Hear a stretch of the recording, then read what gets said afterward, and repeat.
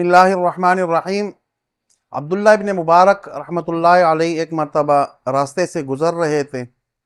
انہوں نے ایک نوجوان کو دیکھا اور نوجوان کے چہرے پر ان کو ذہانت واضح طور پر نظر آئی۔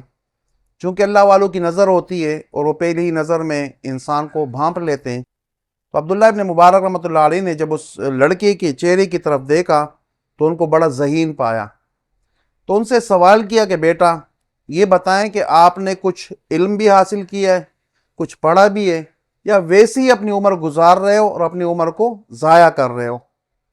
اس لڑکے نے جواب میں کہا کہ حضرت میں نے کچھ زیادہ علم تو نہیں پڑھا، صرف میں نے 4 باتوں کا علم پڑھا ہے۔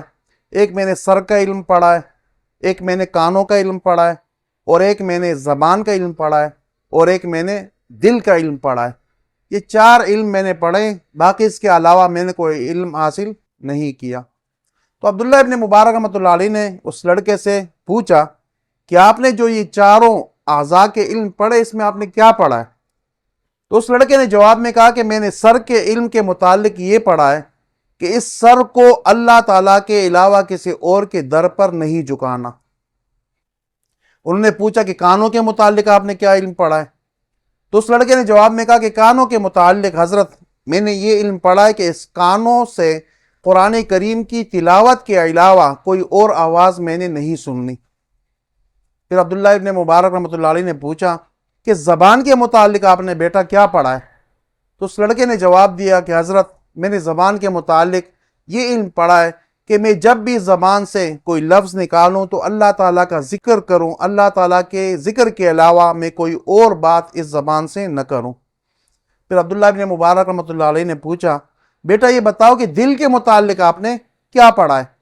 تو اس لڑکے نے جواب دیا کہ حضرت میں نے اپنے دل کے متعلق یہ علم حاصل کیا ہے کہ اس دل کے اندر سوائے اللہ تعالیٰ کے میں کسی اور کو جگہ نہ دوں۔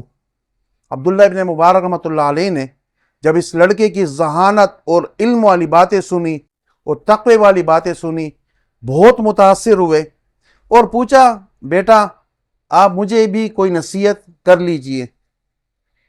عبداللہ ابن مبارک رحمۃ اللہ علیہ کے سوال کے جواب میں اس لڑکے نے کہا کہ حضرت میری آپ کو صرف ایک ہی نصیحت ہے، اور وہ نصیحت یہ ہے کہ اگر آپ نے علم اللہ تعالیٰ کے لیے حاصل کیا ہے تو پھر اللہ تعالیٰ کے علاوہ آپ اس دنیا میں کسی اور سے طمع نہ رکھیں، کسی اور سے یہ توقع نہ رکھیں کہ وہ مجھے کچھ دے دے گا۔ بس میری آپ کو یہی نصیحت ہے۔ عبداللہ ابن مبارک رحمۃ اللہ علیہ اس لڑکے کی ان باتوں کو سن کر بہت ہی زیادہ حیران بھی ہوئے اور خوش بھی ہوئے اور ان کو دعائیں دیں۔